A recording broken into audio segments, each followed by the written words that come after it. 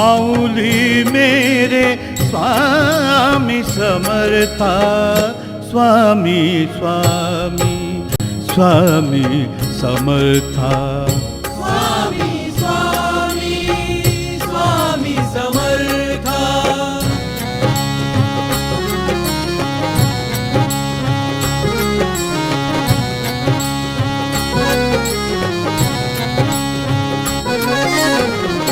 डिंडोरी नासिक में बसता, अन्ना जी के रूप में रहता, दुखियों को है दिशा दिखाता, दुखियों को है दिशा दिखाता, अंधश्रद्धा को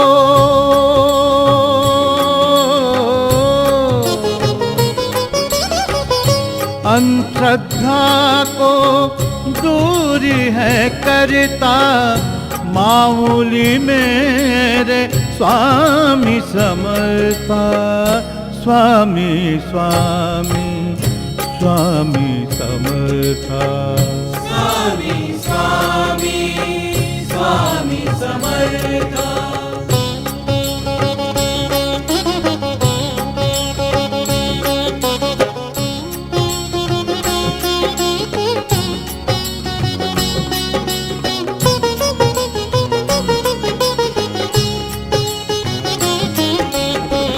स्वामी जी के स्वप्न का दृष्टा, मोरे दादा की जो थी इच्छा, गुरुकुल संकुल के रचयिता, गुरुकुल संकुल के रचयिता, माऊली के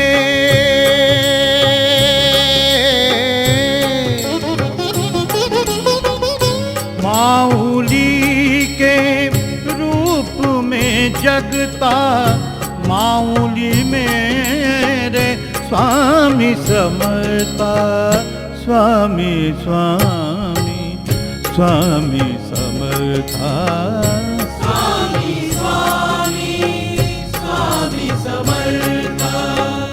तू ही स्वामी तू ही समर्था, तू ही स्वामी तू ही समर्था, स्वामी स्वामी स्वामी समर्था, स्वामी स्वामी स्वामी समर्था, स्वामी स्वामी स्वामी समर्था। मुक्तिधाम सारडा उद्योग समूह ने 10 साल पूर्व सन 1988 वर्ष में ये मंदिर बनवाया था। नासिक रोड रेल स्थान के समीप ही 1 किलोमीटर की दूरी पर यह मंदिर स्थित है। इस भव्य मंदिर में मुख्य भगवान शिव तथा भगवान प्रभु रामचंद्र जी की अवलोकनीय पवित्र मूर्ति है। अबाल वृद्धों के लिए मन शांति इस मंदिर का मूल उद्देश्य है। यहाँ हर सिद्ध आत्मा एवं परमात्मा और संतों की मन भावन प्रतिकृतियां स्थापित की गई है। इस मुक्तिधाम के दर्शन मात्र से निजानंद की प्राप्ति होती है। धन्य है इस मुक्तिधाम के प्रणेता को। फाल्के स्मारक श्रेष्ठ चित्रपट निर्माता श्री दादा साहेब फाल्के जी की स्मृति प्रीत्यर्थ नासिक महानगर पालिका ने ये स्मारक बनवाया है। यहाँ पर विशाल उद्यान तथा नेत्र दीपक कारंजा तथा लाइट शो शाम के समय में चलता है। श्रम निराश हेतु ये स्मारक आज के तरुणों के मन को भा लेता है।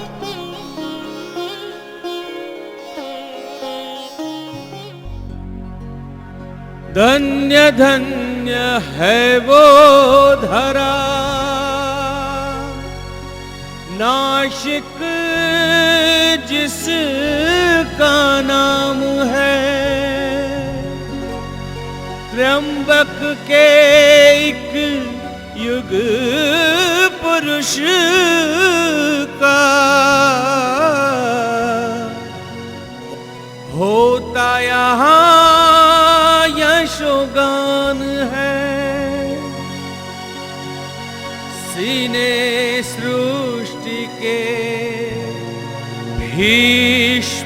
पितामह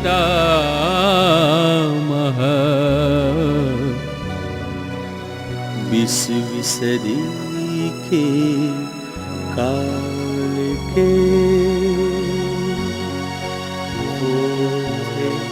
दादा साहेब फाळके, दादा साहेब फाळके, दादा साहेब फाळके।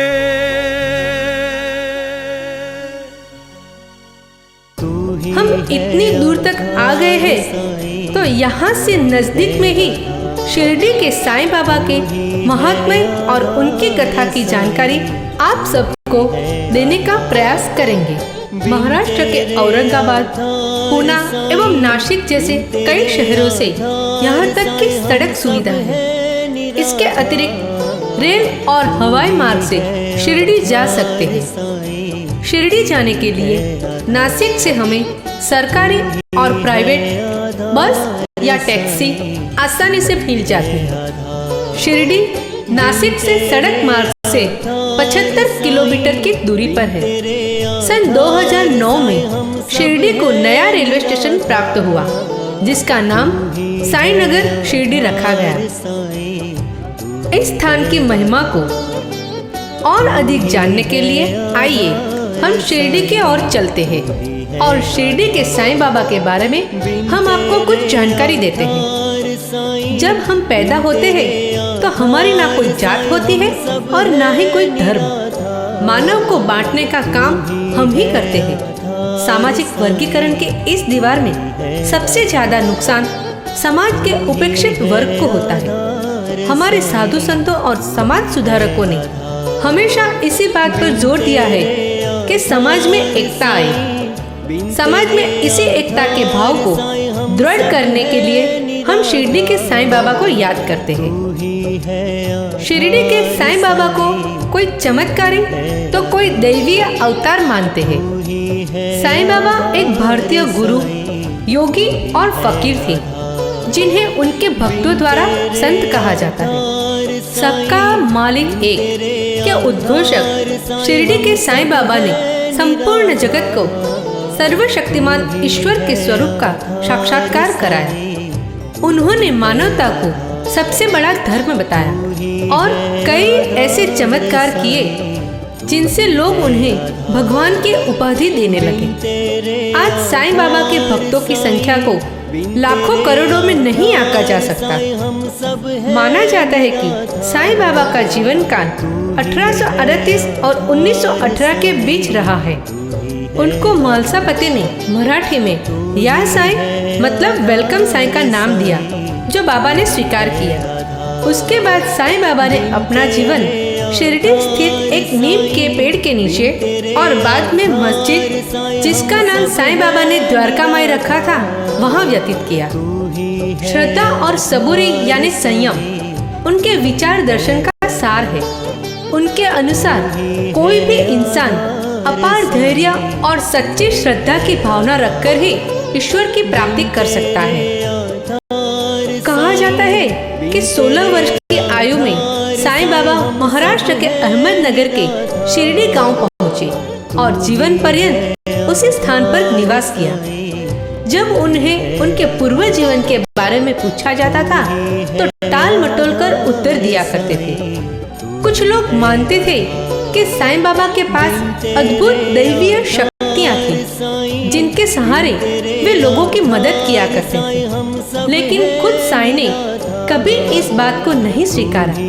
वे कहा करते थे कि मैं लोगों के प्रेम और भावना का गुलाम हूँ। सभी लोगों की मदद करना मेरी मजबूरी है। सच तो यह है कि साईं हमेशा साधारण फकीर की वेशभूषा में ही रहते थे। कहते हैं कि उनकी आंखों में एक दिव्य चमक थी जो लोगों को अपनी ओर आकर्षित करती थी। साईं बाबा का एक ही उद्देश्य था, लोगों में ईश्वर के प्रति विश्वास पैदा करना। सन 1918 में विजयादशमी के कुछ दिन पूर्व साईं बाबा ने अपने परम प्रिय भक्त रामचंद्र पाटिल से विजयादशमी के दिन तात्या की मृत्यु की भविष्यवाणी की। यहाँ यह जानना जरूरी है कि साईं बाबा शिरडी निवासी बाईजाबाई को माँ कहकर संबोधित करते थे और उनके एकमात्र पुत्र तात्या को अपना छोटा भाई मानते थे। साईं बाबा ने तात्या की मृत्यु को टालने के लिए उसे जीवन दान देने का निर्णय लिया। 27 सितंबर 1918 से साईं बाबा के शरीर का तापमान बढ़ने लगा और उन्होंने अन्न भी त्याग दिया। हालांकि देह क्षीण हो रही थी, लेकिन उनके चेहरे का तेज यथावत था। 15 अक्टूबर 1918 को विजयादशमी के दिन तात्या की तबीयत इतनी बिगड़ी कि सबको लगा कि यह अब नहीं बचेगा। लेकिन दोपहर 2:30 बजे तात्या के स्थान पर बाबा नश्वर देह को त्याग कर ब्रह्मलीन हो गए और उनकी कृपा से तात्या बच गए। साईं बाबा अपनी घोषणा के अनुरूप 15 अक्टूबर 1918 को विजयादशमी के विजय मुहूर्त में शारीरिक सीमा का उल्लंघन कर निजधाम प्रस्थान कर गए। इस प्रकार विजयादशमी बन गया उनका महासमाधि का पर्व। आज भी सच्चे साईं भक्तों को बाबा के उपस्थिति का अनुभव होता है। तू ही है आधार साईं, तू ही है आधार। उसके बाद नासिक के पास शनिदेव महाराज का शिंगणापुर गांव है। हम उसके बारे में भी आपको जानकारी देंगे। शनि महाराज सूर्यपुत्र है, जिनकी कथा भी जग प्रसिद्ध है। सूर्यपुत्र शनिदेव के बारे में जनमानस में अलग अलग धारणाएं बनी हुई है। अधिकांश मनुष्य शनि ग्रह से भयभीत रहते हैं। शनिदेव की कृपा दृष्टि कभी भी किसी के लिए अनिष्टकारक नहीं होती। शनिदेव की पूजा अर्चना करके भक्तों के जीवन रोग, दृष्टि तथा बाधाओं से निवारण हो जाता है। इस स्थान की महिमा को और अधिक जानने, समझने तथा शनि महाराज की कृपा पानी है तो आइए शिंगणापुर की ओर चलते हैं। शिंगणापुर स्थान से अपने कृपा निधि के पवित्र धाम तक की दूरी को आसान बनाने के लिए आइए शनि शिंगणापुर की कथा सुनते हैं। शिंगणापुर गांव के सभी लोग खेती करके अपना जीवन खुशहाली से व्यतीत कर रहे थे। कहा जाता है 350 बरस पहले की बात है। एक दिन इतनी मूसलाधार बारिश हुई कि सभी जगह पानी भर गया। शिंगणापुर गांव के आसपास के सभी गांवों में बाढ़ आ गई, परंतु शिंगणापुर गांव में ऐसा नहीं हुआ। इस गांव में किसी को कोई नुकसान नहीं हुआ। गांव के पास में एक नाला बहता था। इस नाले का नाम पानस नाला था। बाढ़ के समय लोहा और पत्थर युक्त दिखाई देने वाली 5 फुट 9 इंच लंबी और 1 फुट 6 इंच चौड़ी काले रंग की एक चट्टान बाढ़ के पानी में बहकर आई और बेर के पेड़ में फंसकर अटक गई।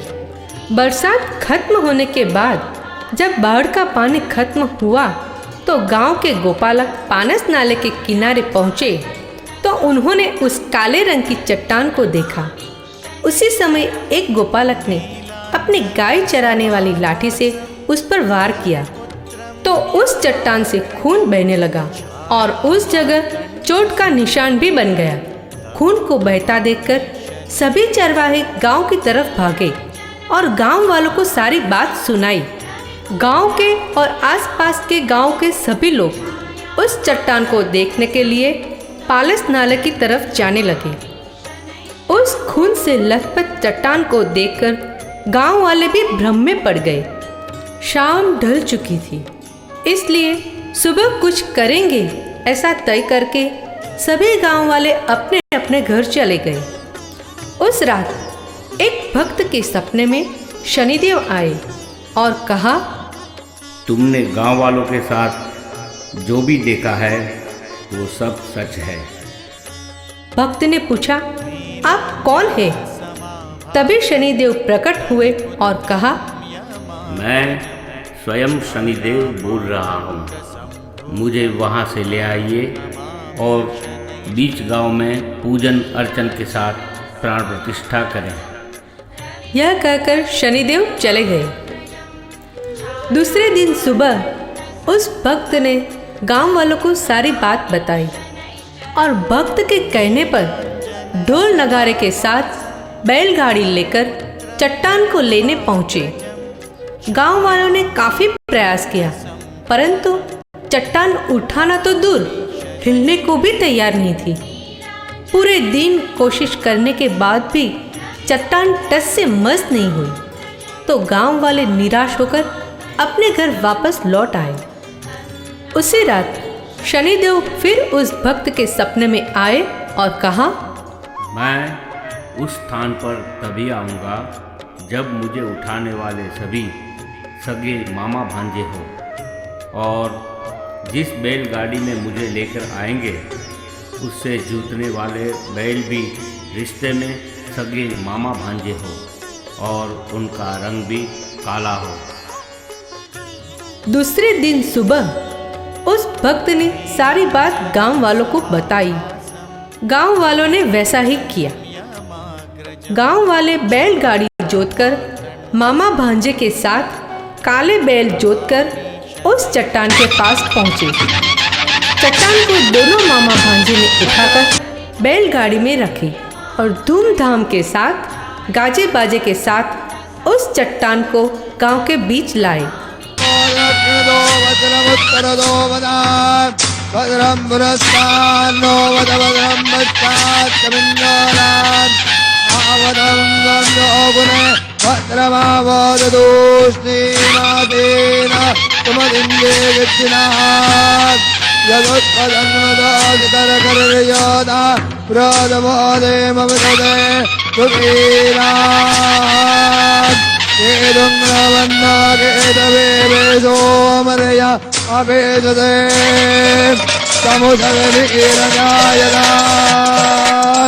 Yam